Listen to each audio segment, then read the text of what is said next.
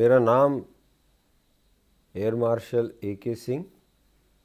मैं आगरा उत्तर प्रदेश का रहने वाला हूँ। वहीं की मेरी पैदाइश है। वहीं से मैंने स्कूलिंग की। एक सेंट पीटर्स स्कूल है जिसमें मेरी पढ़ाई हुई। जब मैं 10th में था तब मैंने पढ़ के और सोच के अपने आप को एक डिसीजन में डाला, जिसकी वजह से मैं एनडीए के एग्ज़ाम के लिए अपेयर किया। यूपीएससी का इम्तहान होता था, दिल्ली में आके इम्तहान दिया। तब मेरी उम्र करीब रही होगी 15 साल, 15.5 साल। उस एग्ज़ामिनेशन के बाद क्या ट्रेनिंग प्रतिक्रियाएं हुई और मैं एयर मार्शल बनने तक किस तरह की ट्रेनिंग से गुज़र के और यहाँ तक पहुँचा हूँ, क्या आप समझते हैं ये आपके लिए वाजिब होगा करियर का ऑप्शन जो आपको मैं बताना चाहता हूँ। इसमें फ़ायदे नुकसान तो ये आपको खुद सोचना पड़ेगा, क्योंकि एक तरह से आपका जुनून क्या कहता है ये आपको देखना होगा। बेसिक क्वालिफ़िकेशन आज के समय में अगर आप सेलेक्ट करते हैं तो +2 होनी चाहिए। +2 के बाद आप अगर एनडीए के लिए ऑप्शन दे रहे हैं अपना, तो आप एनडीए में यूपीएससी के एग्ज़ाम के लिए अपने पर्चे भरिए और आपका जब कॉल सेंटर में से बताया जाता है कि आप फ़लाँ जगह जाके अपना इम्तहान देंगे, तो उसमें physics, chemistry, mathematics, general science और जनरल नॉलेज एंड इंग्लिश, ये 5-6 सब्जेक्ट आपको दिए जाते हैं। उसमें आप उत्तीर्ण जब हो जाते हैं तो और उस समय आपका ये देखा जाता है कि आप कितने नंबरों से पास हुए हैं। तो कट ऑफ इस तरह से लिया जाता है कि 560 या 570 लोग सेलेक्ट होते हैं हर बैच में। 570 अगर आप सेलेक्ट हो गए, फिर आपको एयरफोर्स, आर्मी और नेवी, ये 3 सर्विसेज हैं जिनकी आपकी चॉइस, जो आपने चॉइस दी है उसके ऊपर निर्धारित रहता है कि आप कौन से सिलेक्शन सेंटर में भेजे जाएंगे। उसमें सर्विसेज सिलेक्शन बोर्ड होता है, जो तीनों सर्विसेज का एक बोर्ड होता है। पर जब आप एयरफोर्स के लिए स्पेशलिस्ट अपने आप को मानते हैं कि मैं एयरफोर्स ज्वाइन करना चाहता हूं, तो आपको हो सकता है वाराणसी भेज दिया जाए एयरफोर्स सिलेक्शन के लिए, देहरादून भेज दिया जाए या इलाहाबाद भेज दिया जाए। और भी 1-2 सेंटर्स हैं जहां आपको भेजा जा सकता है।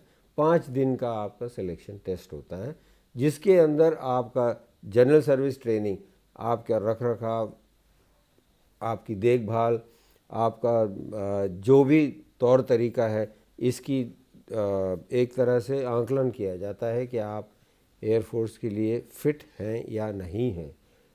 फिज़िकल ट्रेनिंग में देखा जाता है, आपको कुछ टेस्ट दिए जाते हैं जिसमें आपकी मेंटल एजिलिटी, जिसमें ये पता किया जाता है कि आप मेंटली और अपने हाथ पैरों के साथ फिज़िकली मिला के दोनों डिसीशंस ले सकते हैं या नहीं। आपके साइकोलॉजिकल टेस्ट होते हैं, वहाँ क्वालिफाइड साइकोलॉजिस्ट होते हैं जो आपसे पूछते हैं कि एक परिस्थिति आपको बताई जाती है कि उसके ऊपर आप एक निबंध लिखिए या आप एक 3 या 4 पैराग्राफ का छोटा सा, कि आप क्या समझते हैं एक फ़ोटोग्राफ को देखकर और आप किस तरह से आगे बढ़ेंगे। मेरी आप सबसे एक ही गुजारिश है कि नेचुरल रहिए, नॉर्मल रहिए। किसी की बताई या पढ़ाई हुई परिस्थिति में न जाके अपनी ही परिस्थिति के ऊपर आप उस पिक्चर को देखिए, क्योंकि जो भी साइकोलॉजिकल टेस्ट आपके ऊपर कर रहा है वो बेवकूफ़ नहीं है, ये मान के आप चलिए। तो वो तुरंत ही भांप लेगा कि आपको किसी ने कोचिंग दी है, लिहाजा आप एक तरह के डायरेक्शन में जा रहे हैं। एक बात और मैं आपको बताना चाहता हूं जो बहुत अहम है। एयरफोर्स, आर्मी और नेवी ये नहीं चाहती कि वो ए या बी या सी तरह का बच्चा लिया जाए। वो ये चाहते हैं कि वो ये पता कर सकें आप किस तरह के हैं। ए हो, बी हो, सी हो, उससे कोई मतलब नहीं है। आपकी एवरेज समझ होनी चाहिए, एवरेज आपकी फ़िज़िकल, जिसको हम कहते हैं भागने दौड़ने और बाकी उठने बैठने की क्षमता होनी चाहिए। एवरेज, ये एवरेज एक शब्द है जो आपको याद रखना पड़ेगा। एक्सेप्शनल नहीं होने की ज़रूरत है। ये नहीं चाहिए कि कोई बहुत ही तीरंदाज हो या तीर मार खां हो। लिहाजा आप ये सोच के चलें कि आपको एक करियर बनाना है और शुरू में आपकी बुनियाद किसी झूठ या किसी बनाए हुए या किसी सोचे हुए विचारधारा पे नहीं होनी चाहिए। देखिए, आप जब एनडीए ज्वाइन करते हैं तब आपको ऑप्शन देना पड़ता है कि आप आर्मी, नेवी, एयरफोर्स, तो आपको कहा जाता है या एयरफोर्स कैडेट है, या आर्मी कैडेट है, नेवी कैडेट है। आप पहले 2 सालों के अंदर ये ऑप्शन बदल सकते हैं। अगर आप एयरफोर्स कैडेट हैं, आप कहते हैं कि मुझे नहीं एयरफोर्स में जाना, तो आप आर्मी में जा सकते हैं। नेवी में नहीं जा सकते हैं क्योंकि नेवी की आपको टेक्निकल ग्रेजुएट होना ज़रूरी है। तो नेवी में जाने के लिए आपने शुरू में ही ऑप्ट करना चाहिए था कि मैं टेक्निकल पढ़ाई करूंगा, इंजीनियरिंग की तरफ जाऊंगा, इसीलिए नेवी आपको सेलेक्ट करेगी। पर आप आर्मी में जा सकते हैं चौथे टर्म तक। 5वां और छठा टर्म जब आपने एक दफ़ा सेलेक्ट हो गए और आर्मी, नेवी, एयरफोर्स में अलग अलग जगह हैं आप, तो आप उस समय बदल नहीं सकते। आपका जब सिलेक्शन हो गया तो ये समझ लीजिए सब ज़ीरो पे हैं, जितने भी कैडेट्स हैं सब ज़ीरो पे रहते हैं और वहाँ से कोई डिस्टिंक्शन नहीं होता कि सिलेक्शन के टाइम में आपने कितने मार्क्स लिए या आपके पास कितना वेटेज था जब आप आए। अब इस समय आप सब बराबर हैं। आर्मी, नेवी, एयरफोर्स तीनों के लिए पर्याप्त है। अगर आपने नेवी की चॉइस ली है और नेवी में उतनी वैकेंसी है तो आपको ये बता दिया जाएगा कि आप नेवी ज्वाइन कर रहे हैं, आप टेक्निकल ट्रेनिंग करेंगे। लेकिन अगर आपने नेवी की चॉइस नहीं दी है तो लिहाजा आपने अपने मन में सोच लिया है कि मैं टेक्निकल कैडेट नहीं बनना चाहता, और आप अगर टेक्निकल कैडेट नहीं बनना चाहते हैं तो आप आर्मी और एयरफोर्स में ही जा सकते हैं। ये जब टेस्ट से आप उत्तीर्ण हो जाएंगे तो आपको फिर, आपने मान लीजिए एयरफोर्स चॉइस दी है, तो आपको एयरफोर्स के लिए सेलेक्ट कर लिया जाएगा और आप नेशनल डिफेंस एकेडमी, जो एक संस्था है हमारी पूना में, वहाँ आपको भेजा जाता है। नेशनल डिफेंस एकेडमी में 3 साल की ट्रेनिंग दी जाती है, जिसके दौरान आप दोनों ही चीज़ें करते हैं। एकेडमिक्स भी पढ़ते हैं जो आप आम कॉलेजेस में पढ़ते हैं, और फिज़िकल एक्टिविटी भी करते हैं, पीटी, परेड, गेम्स, ये सब होती है। आउटडोर एक्टिविटी, आप अगर घोड़े चलाना चाहते हैं तो घुड़सवारी करिए, आप गोल्फ खेलना चाहते हैं गोल्फ खेलिए, फ़ोटोग्राफी करना चाहते हैं फ़ोटो क्लब ज्वाइन कर लीजिए। इस वगैरह वगैरह काफ़ी 15-20 क्लब्स आपको मिलते हैं जहां आप ज्वाइन कर सकते हैं। निःशुल्क है ये सब, आपकी कोई खर्चा नहीं होता है। आपके पेरेंट्स सिर्फ महज आपको 40 रुपये महीना देते हैं ताकि आप अपना टूथपेस्ट वगैरह ख़रीद सकें। ये इसलिए किया गया है कि सब जितने भी वहाँ कैंडिडेट्स हैं, चाहे राजा हो चाहे रंक हो, सब एक ही बराबर, एक समान। एक बहुत अहम चीज़ याद रखने वाली है कि देखिए, हर कोई जो ज्वाइन करना चाहता है अंदर से जिज्ञासा है उसमें कि वो एक करियर बनाए, उसको अच्छी तनख्वाहें मिली, अच्छी इज्जत मिले और उसका नाम हो, उसकी फैमिली का नाम हो, उसके माँ बाप का नाम हो। यही सब, क्योंकि मैं भी एक नॉर्मल बैकग्राउंड से हूँ और इसलिए आपको बता रहा हूँ कि यही सब थॉट प्रोसेस मेरे मन में भी रही थी जब मैं ज्वाइन करने आया था। आज की बात नहीं है, सन 62-63 की बात है, लिहाजा आपसे काफ़ी पहले की बात बता रहा हूँ आपको। अभी भी ट्रेनिंग प्रोसीजर और ट्रेनिंग फेसेस में कोई चेंज नहीं आया, फैसेट्स वही हैं जो तब थे वो अब है। एनडीए में ट्रेनिंग कंप्लीट करने के बाद 3 साल, जब आप 2 साल कंप्लीट करने के बाद ही वहाँ से ट्रेनिंग अलग अलग हो जाती है।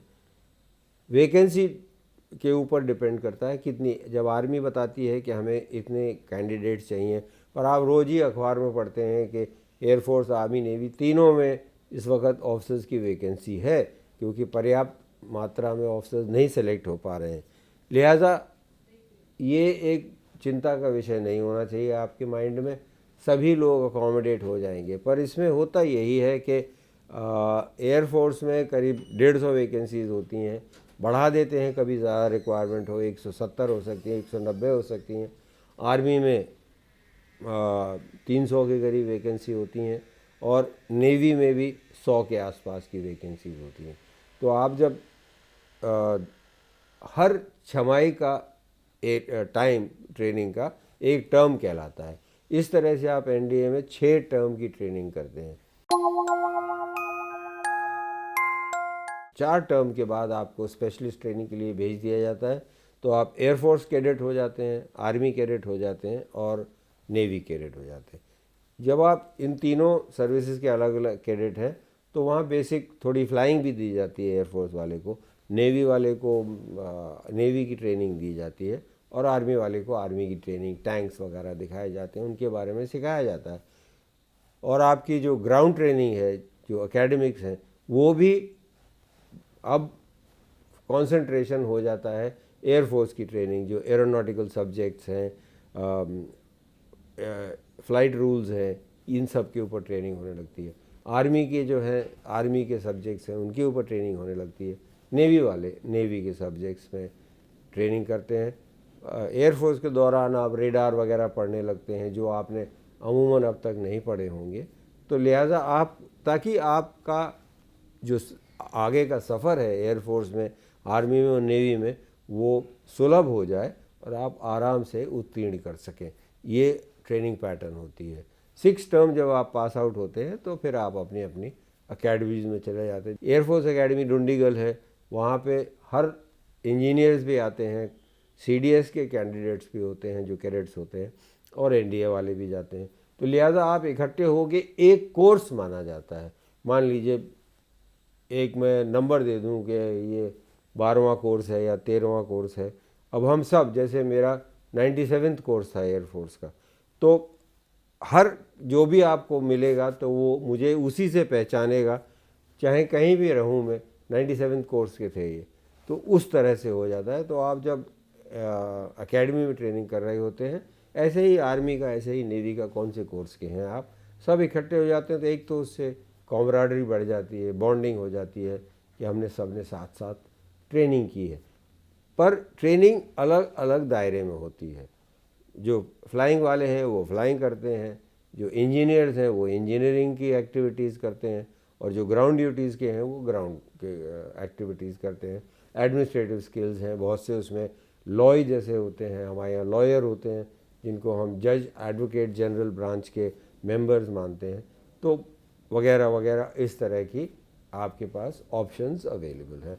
अब आप जब NDA में 3 साल के बाद ये सब ट्रेनिंग करके, पढ़ाई करके ग्रेजुएट करते हैं, तो आपको BA BSc की डिग्री दी जाती है। अगर आप नेवी के लिए जा रहे हैं तो आपको इंजीनियरिंग डिग्री दी जाती है, क्योंकि आपने टेक्निकल ब्रांच चूज़ की है। नेवी नॉन टेक्निकल नहीं लेता है। एयरफोर्स में आप नॉन टेक हो सकते हैं और आर्मी के लिए नॉन टेक हो सकते हैं। अगर आपने टेक्निकल सेलेक्ट किया है तो आप अभी नेक्स्ट स्टेप पे जो बताऊंगा, आप आर्मी में जाके वहाँ पे आप इंजीनियरिंग की डिग्रियाँ और मास्टर प्राप्त करते हैं। ये तो रह गई बेसिक ट्रेनिंग की बात। इसके और भी तरीके हैं एयरफोर्स, आर्मी, नेवी में जाने के। अगर आप ग्रेजुएट कर चुके हैं और आप फिर भी आपका इंटरेस्ट है इस तीनों सर्विसेज में, तो आप कंबाइंड डिफेंस सर्विसेज का एग्ज़ाम होता है जिसको CDS बोलते हैं। उसमें अगर आप उत्तीर्ण हुए तो आपको सीधा NDA करने के बाद आप तीनों जगह अलग अलग जाते हैं। अगर आप आर्मी कैडेट हैं तो इंडियन मिलिट्री एकेडमी देहरादून जाएंगे, या आप ऑफिसर्स ट्रेनिंग एकेडमी मद्रास जाएंगे। नेवी के आप हैं तो आप वेंडुरुति, INS वेंडुरुति हुआ करती थी कोचिन में, जो बदल के आप नेवल एकेडमी बन गई है एड्जिमाला में, साउथ में, आंध्रा में। तो वहाँ आप जाएंगे ट्रेनिंग के लिए। अगर आप एयरफोर्स के कैडेट हैं तो आप एयरफोर्स एकेडमी डुंडीगल हैदराबाद के पास है, वहाँ जाएंगे। तो ये 3 संस्थाएं हैं जो आपको ट्रेनिंग देंगी, और यहीं से आप ग्रेजुएट होंगे। आप आर्मी में हैं तो सेकेंड लेफ्टिनेंट बनेंगे, और आप नेवी में हैं तो सब लेफ्टिनेंट बनेंगे, और आप एयरफोर्स में हैं तो आप पायलट ऑफिसर बनते हैं। पहले ही साल ट्रेनिंग के बाद आपको तुरंत ये रैंकें मिल जाती हैं और आपको तनख्वाहें मिलने लगती हैं। बाकी ट्रेनिंग इसके बाद चलती है। देखिए, CDS में बेसिक क्वालिफ़िकेशन ग्रेजुएशन होता है, लिहाजा अगर आपने ग्रेजुएशन कर लिया, आप अपने फॉर्म भर के भेज दीजिएगा और आपको ग्राउंड टेस्ट, जिसको UPSC कंडक्ट करती है, वो टेस्ट लिया जाता है। जब वो टेस्ट में आप उत्तीर्ण हो जाते हैं, उसके बाद कोई प्रोसीजर में डिफरेंस नहीं है, चाहे आप NDA के लिए जा रहे हैं चाहे CDS के लिए, क्योंकि उसके बाद फिर आप सर्विसेज सिलेक्शन बोर्ड में जाते हैं। अगर आपने पायलट्स के लिए अपना चॉइस दिया है तो आपका वही PABT टेस्ट किया जाएगा। अगर आप उत्तीर्ण हो गए तो आप चले जाएंगे। एक बात आपको ध्यान रखनी पड़ेगी, जब आपका मान लीजिए कोई सहपाठी था जो 12वीं में NDA में गया और आपने सोचा कि मैं 3 साल करने के बाद CDS में जाऊंगा, तो आप उसी के साथ फिर आगे चले जाएंगे, तो आपका कोई लॉस नहीं होता है CDS में जाने से। लॉस इतना ही होता है कि अगर आप NDA में गए हैं तो आपको फ़ौज के तौर तरीके के बारे में मालूम हो जाता है और आपको कोई कॉस्ट नहीं देनी पड़ती है। NDA की ट्रेनिंग फ्री होती है हर तरह से, चाहे आप पढ़ाई की कहिए, चाहे आप राइफ़ल चलाना कहिए, चाहे घोड़ा चलाना कहिए, वो आप अपने स्टूडेंट के करियर के दौरान नहीं पूरा कर सकते हैं। तो इतना फ़र्क है, वैसे कोई फ़र्क नहीं है। CDS का सिलेक्शन और NDA का सिलेक्शन बराबर होता है। वो ग्रेजुएट के बाद जाते हैं, ये 10+2 के बाद जाते हैं, उसके बाद ट्रेनिंग कॉमन होती है दोनों के लिए। तो लिहाजा ये तो अलग अलग ट्रेनिंग की बात रही। अब इसमें ये आपको चूज़ करना है कि आप किस सर्विस में जाना चाहते हैं, नेवी में जाना चाहते हैं, आर्मी में जाना चाहते हैं या एयरफोर्स में जाना चाहते हैं। सबसे अहम बात, चाहे आप तीनों में से किसी के लिए भी पढ़ाई कर रहे हैं एग्ज़ाम देने की, सबसे अहम बात यह है, अपने आप को नॉर्मल समझिए और जो भी आपका सपना है आर्मी का, नेवी का, एयरफोर्स का, उसको फॉलो करने के लिए आप पूरी ताकत लगा दीजिए। कॉस्ट ऑफ रिपीटिंग, मतलब मैं अपने आप को दोहराते हुए भी कहना नहीं भूलता हूँ ये बताने के लिए कि आपको ये सोच के चलना चाहिए कि इन तीनों सर्विसेज में जो भी आता है एवरेज एवरेज एवरेज एवरेज चाहिए। लिहाजा आपको कोई भी डर दिखाने की ज़रूरत नहीं है, कोई चिंता करने की ज़रूरत नहीं है, कोई भी तरह का ट्रेनिंग लेने की ज़रूरत नहीं है। बहुत से लोग आपको ज़रूर बरगलाएंगे और कहेंगे कि आप फलाना जगह जाके सिविल में या मिलिट्री की कोई रिटायर्ड अफसर ने ट्रेनिंग दे रहे हैं, वहाँ ट्रेनिंग ले लीजिए। आप अगर नॉर्मल हैं, नॉर्मल की रिक्वायरमेंट है तीनों सर्विसेज को, और अगर आप एवरेज स्टूडेंट रहे हैं, एवरेज इंटेलिजेंस वाले हैं, तो मैं आपको गारंटी से कहता हूँ कि आप सेलेक्ट कर लिए जाएंगे।